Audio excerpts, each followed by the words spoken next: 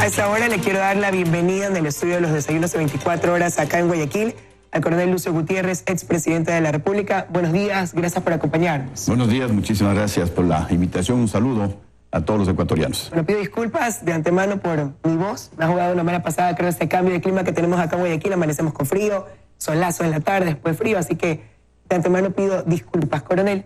Bueno, desde que Jaime Roldós Aguilera asumió la presidencia, pues el Ecuador regresó a un estado de democracia y ya van a ser 40 años de eso. ¿Cuál es su lectura de cómo han sido para el país estos 40 años de estar en un sistema democrático? Bueno, primero, existen muchas definiciones de lo que es democracia, muchos puntos de vista. Para mí, se resume en hacer todo lo posible para darle la mayor suma de felicidad a un pueblo. La suma de felicidad incluye salud y educación de calidad, trabajo digno, salarios justos, seguridad ciudadana. También debemos tener presente que la democracia no solamente es ganar elecciones, y menos cuando estas son fraudulentas, como han sucedido en los últimos 12 años.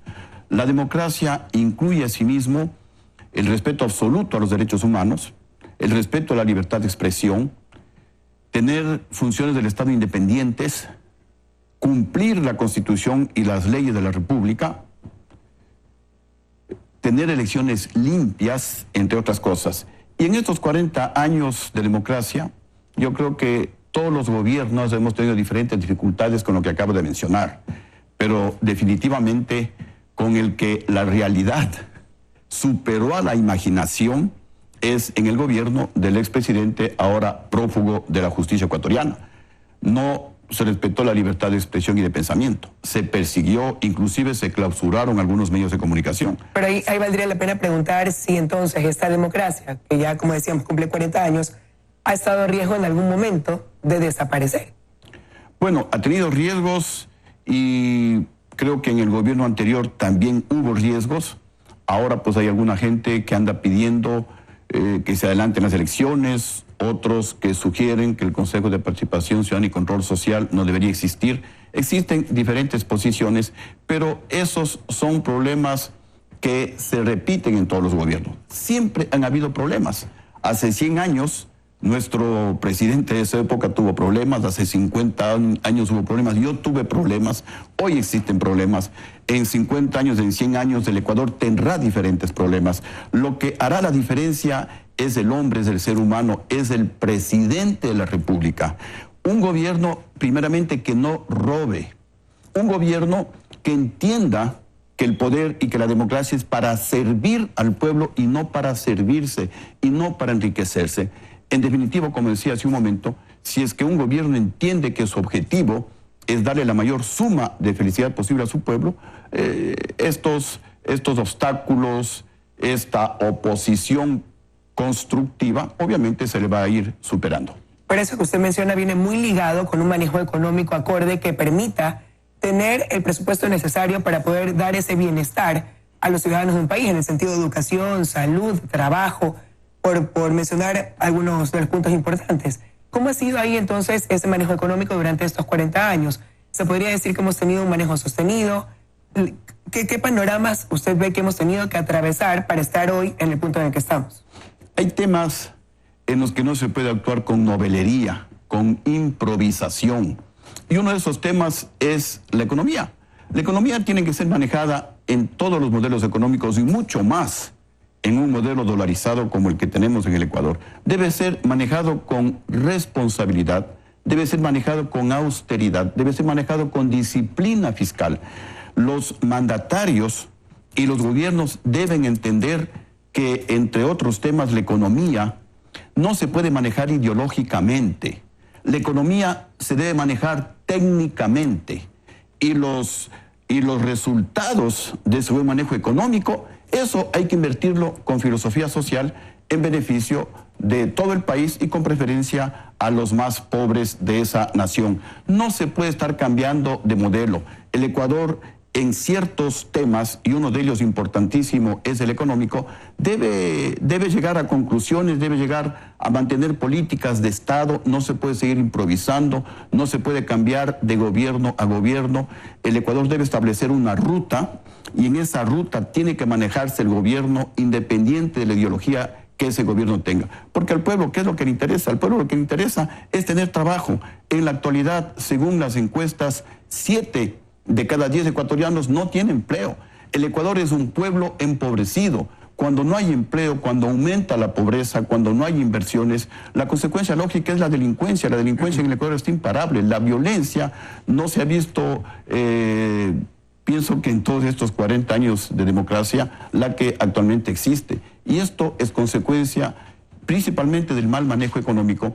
Esto es consecuencia de que, sobre todo en el gobierno anterior, pero ahora se continúa con esa misma forma de administrar los recursos del Estado, fueron totalmente irresponsables.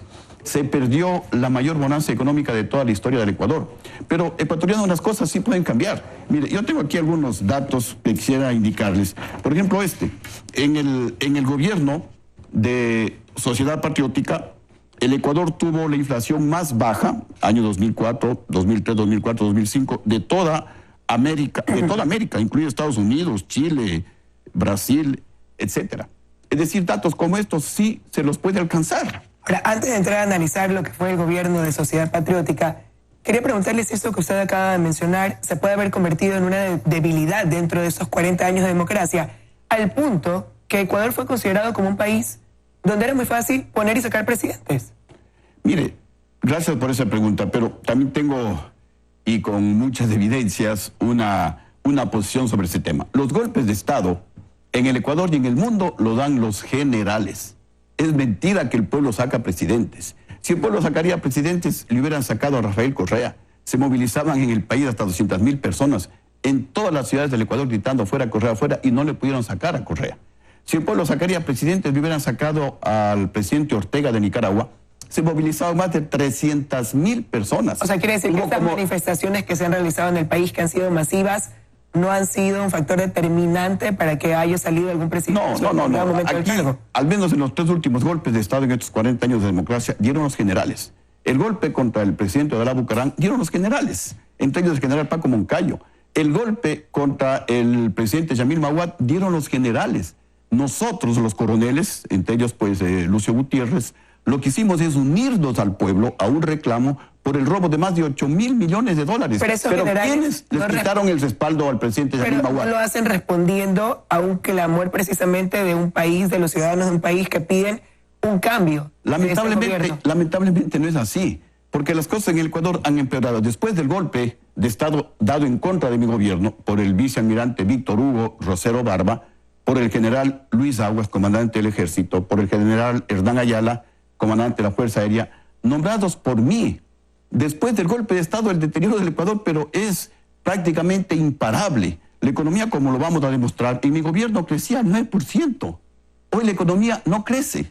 En mi gobierno la pobreza, y lo voy a demostrar, se reducía al 4% anual, la reducción de la pobreza más alta de toda la historia del Ecuador. Hoy la pobreza está aumentando. En mi gobierno, el Ecuador era el tercer país de América Latina que más inversión extranjera recibía. Recibíamos más inversión que Colombia, más inversión que Perú, inclusive más inversión que Chile. Y discutíamos en una universidad con los estudiantes y llegábamos a la conclusión de que si los generales no daban el golpe de Estado en contra del gobierno de Lucio Gutiérrez, el Ecuador que crecía, y vamos de una vez con datos, el Ecuador que crecía al doble que Chile, miren, estos datos son de la ALADI, Asociación Latinoamericana de Inversión. El Ecuador recibía más inversión, era el tercer o cuarto país de América Latina en recibir inversión extranjera. El Ecuador, que recibía más inversión que Chile, como lo dice la ALADI. El Ecuador, que en economía crecía al doble que Chile. Si hubiéramos firmado los acuerdos comerciales con los Estados Unidos y con la Unión Europea, que se debían firmar en el año 2005, si es que no había el golpe de Estado, las inversiones se hubieran multiplicado por 10, las exportaciones se hubieran multiplicado por 10, el trabajo, la reducción de la pobreza se hubieran multiplicado por 10. El Ecuador debería estar recibiendo alrededor de 20,000 millones de dólares de inversión, porque Chile recibe 18,000. En conclusión, el Ecuador, si no había el golpe dado por los generales, estaría en una posición igual o mejor que Chile. estaríamos en la dirección de convertirnos en un país del primer mundo. Entonces las cosas en democracia sí pueden cambiar, sí se puede administrar y bien los recursos del pueblo ecuatoriano sin robarse un solo centavo. Pero entonces, lo que hemos visto últimamente es el ejemplo de lo que no se debe hacer. Pero entonces, coronel, ¿qué fue ahí lo que falló? Porque en el manejo macroeconómico, fiscal, efectivamente las cifras de su gobierno tuvieron estos puntos a favor. De hecho, en su gobierno pues se firmó la Carta de Intención con el Fondo Monetario Internacional, hubo mayor acercamiento con Estados Unidos, usted ha mostrado el reflejo de las cifras, pero fue lo político entonces, lo que se convirtió en una debilidad para que pesara más eso que los logros en materia económica que estaba teniendo usted cuando estaba a cargo de la nación. Mire, no solamente es en la parte económica, es en la parte social también. Mire lo que dice el INEC, Instituto Nacional de Estadísticas y Censos. En el gobierno de Lucio Gutiérrez 2003-2005, la pobreza se reduce 7.7%. Está aquí. Lo dice el INEC, lo dice el CICE, no lo digo yo. En el gobierno de Correa 2007-2009, porque la comparación es cada 2 años, la pobreza se reduce apenas del 0.7%. Es decir, en el gobierno de Gutiérrez ecuatorianos, la pobreza se redujo 11 veces más. 11 veces más que en el gobierno de Correa. Si lo económico, lo social, tenía tan buenas cifras, ¿en qué se equivocó el coronel Lucio Gutiérrez para que lo político haya incidido más al punto de tener que salir del gobierno? Eso hay que preguntarle a los generales por qué le dieron el golpe de Estado contra Lucio Gutiérrez. Y voy a poner aquí una publicación. Este es un diario internacional, no es diario ecuatoriano. Chávez financió derrocamiento de Gutiérrez en Ecuador. Entonces hay que preguntarle a estos generales, ¿recibieron plata de Chávez, sí o no, para dar el golpe de Estado en contra del presidente Lucio Gutiérrez? Si dicen no, porque es probable que digan no, entonces deben responder por qué le sacaron al presidente, que según las estadísticas, no lo digo yo, tiene los mejores logros sociales y económicos de toda la historia del Ecuador.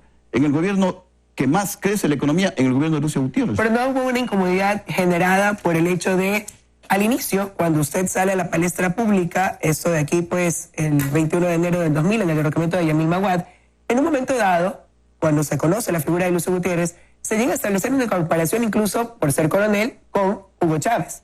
Y todo parecía indicar que podría tratarse de un gobierno socialista. Pero en el camino comenzó a adoptar posturas que, por un lado, podían inclinarse a ser un gobierno de izquierda, por otro lado, un gobierno de derecha.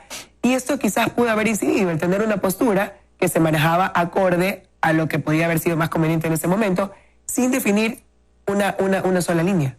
Nuestro partido y mi pensamiento es de centro-izquierda, pero una centro-izquierda moderna, pragmática, de avanzada. No una centro-izquierda fundamentalista y dogmática, como la que siguen algunos que dicen que son de izquierda. Porque, repito, al pueblo lo que le interesa es que el mandatario le dé la mayor suma de felicidad posible, que significa trabajo digno, salarios justos, etcétera, etcétera. Pero mire, lo que también aquí publica un periódico de aquí de la ciudad de Guayaquil, que en el golpe de Estado contra Lucio Gutiérrez hubo un mosaico peligroso, financiado por el gobierno de Chávez, pero con la participación de las FARC, con la participación de Cuba. Y esto es en base a los, aquí para oponerse a la firma de los tratados de libre comercio con la Unión Europea y con los Estados Unidos. Esto es en base a los cables de Wikileaks de Julian Assange. Él habla que hubo un complot ideológico internacional entre la izquierda internacional y la derecha ecuatoriana. Chávez es el que financia el golpe de Estado. Y aquí los que ejecutan en el Ecuador son primeramente el Partido Social Cristiano con la izquierda democrática, pero con los generales. Si los generales no le quitaban el respaldo al presidente Lucio Gutiérrez, no había el prófugo de la justicia que destruyó al país, no había el prófugo de la justicia que se robó con toda su banda, según los que conocen sobre el tema, alrededor de 70 mil millones de dólares. Entonces, ¿por qué el golpe de Estado? Porque en las reuniones con Chávez me decía, Lucio, tienes que controlar los medios de comunicación, tienes que controlar los medios de producción. Yo le decía, Chávez, estás equivocado.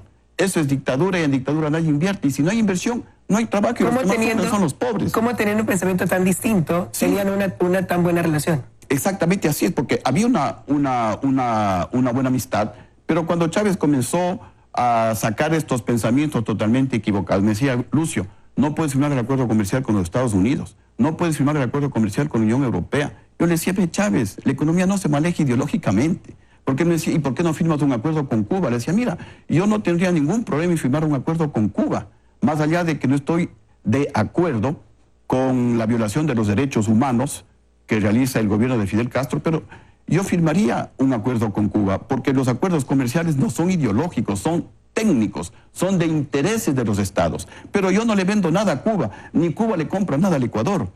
Mis principales socios comerciales son los países latinoamericanos, especialmente Colombia, Perú, la Unión Europea, los Estados Unidos. Y a mí me eligió el pueblo ecuatoriano para darle la mayor cantidad de trabajo a nuestro pueblo, para que la economía crezca como creció al 9%, para que la pobreza se reduzca al 4%, ojalá al 5% anual. Y eso sí se lo puede hacer ecuatoriano. Pero, coronel, dentro de eso usted se fue abriendo algunos frentes. En un inicio, su gobierno arrancó con un respaldo de los representantes de los pueblos indígenas. Tuvieron participación, ministerios en su gobierno. Después sintieron que quedaron desplazados. Comenzaron a ver que ustedes hasta cierto punto tenían un coqueteo con los partidos de derecha, favoreciendo eso. Después vino el hecho de darle garantías al expresidente Abdalá Bucaram para que regrese, un cambio en la corte.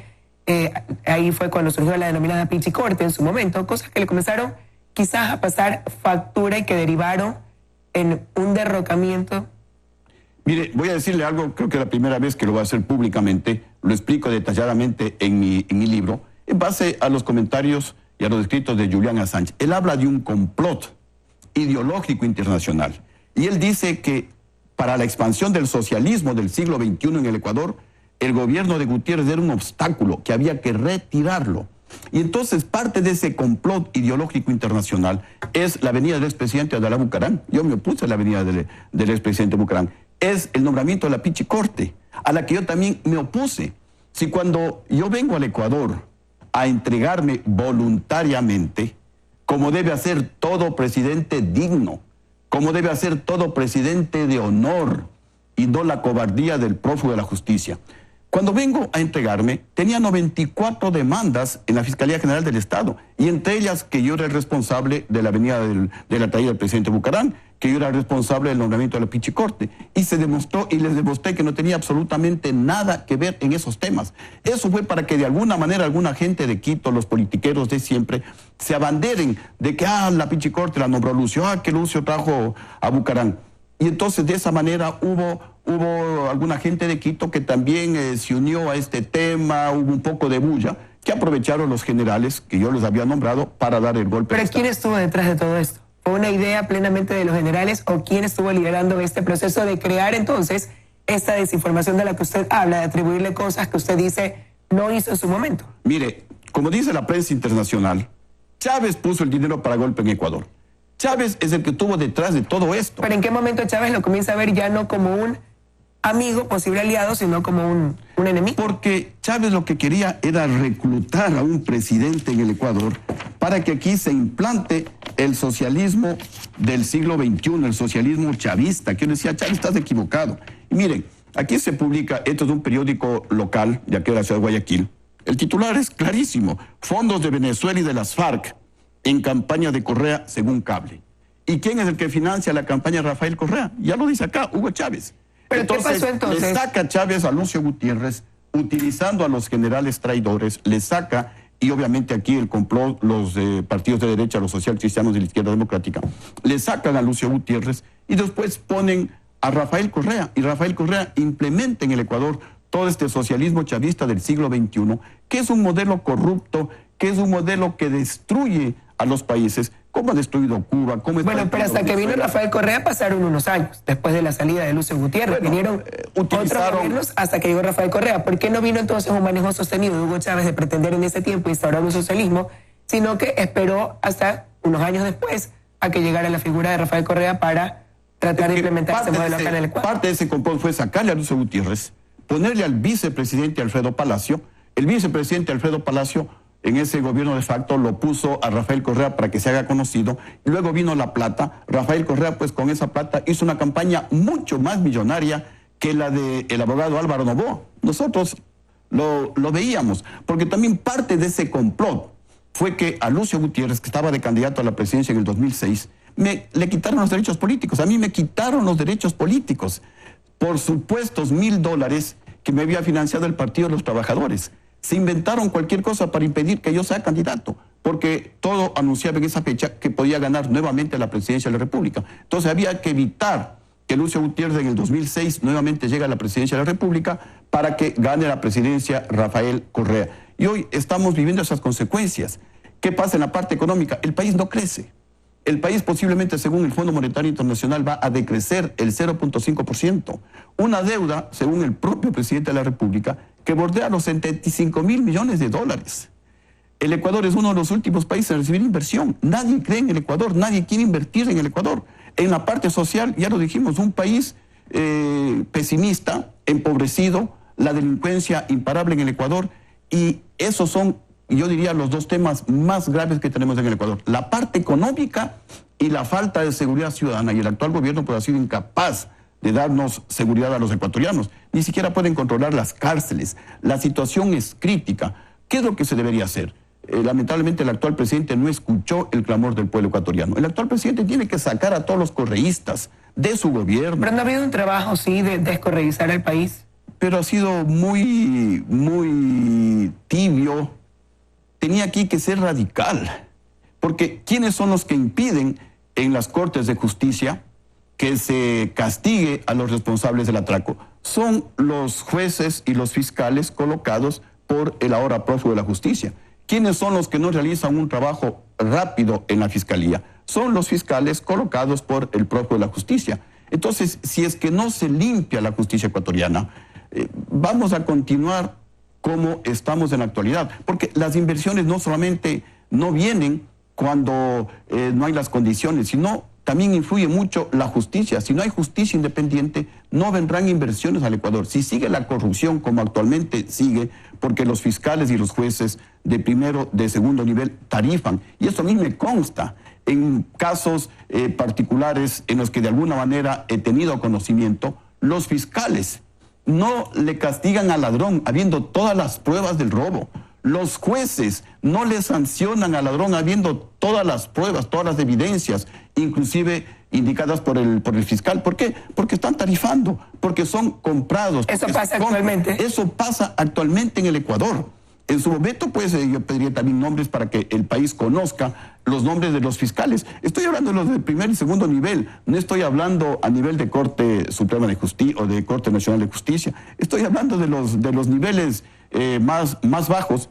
Y eso es lo que la población realmente ya no soporta más, está hastiada. Porque se habla de combatir la corrupción, pero es puro cuento. Más bien se está protegiendo la corrupción en el país, lamentablemente. Pero insisto, el Ecuador sí puede salir adelante, sí, la economía sí puede crecer, sí podemos volver a ser uno de los países que más inversión extranjera reciba, sí se puede reducir la deuda pública total. Miren este dato que lo da a conocer el Banco Central del Ecuador. En nuestro gobierno se redujo, aquí en rojo, se redujo, según ellos, el 12% la deuda pública total, es decir, la deuda interna más la deuda externa. Con Rafael Correa se multiplicó aquí, dicen por 5, pero parece que se multiplicó por 6, de 10.000 millones subió como a 60.000 millones de dólares. Y nos seguimos endeudando irresponsablemente. Y ese dinero vamos a tener que pagarle a todos los ecuatorianos. Y ahora por eso el gobierno dice que está tratando de enmendar lo que se hizo en 10 años, que es muy difícil hacerlo. Y quieren que los ecuatorianos paguemos. Eso es impresentable. Eso es inadmisible. ¿Cómo puede ser posible que el pueblo pague por los robos flagrantes de la década perdida y también del gobierno actual? El pueblo no puede asumir ese costo y están abusando con el pueblo porque estamos entrando en una etapa de desesperación. La falta de empleo es terrible. La delincuencia igualmente es intolerable. El país puede volverse inviable y en un país con delincuencia nadie quiere venir ni siquiera a hacer turismo. ¿Por qué no crece el turismo en nuestro país? Porque los embajadores de los países amigos informan los niveles de delincuencia que hay en el Ecuador a sus países y sus gobiernos pues no recomiendan que vengan a visitar el Ecuador. Entonces, por más esfuerzos que hacemos, los turistas extranjeros no vienen al Ecuador. Y si no vienen al Ecuador, no se genera empleo, no se genera riqueza y es un problema que también tenemos en el país. Así que el gobierno actual tiene que trabajar. Justamente ahora pues que estamos conmemorando los 40 años del retorno a la democracia. Esperemos que todo eso aquí vaya cambiando. Los temas que usted ha tocado en materia económica los vamos precisamente a analizar al regresar del corte con Mauricio Pozo. Analiza económico que ya está en los estudios en Quito. Quiero agradecerle su presencia esta mañana aquí, Coronel Gutiérrez, en los desayunos de 24 horas. A usted muchísimas gracias por la invitación. Nos vamos a una pausa y enseguida regresamos con más.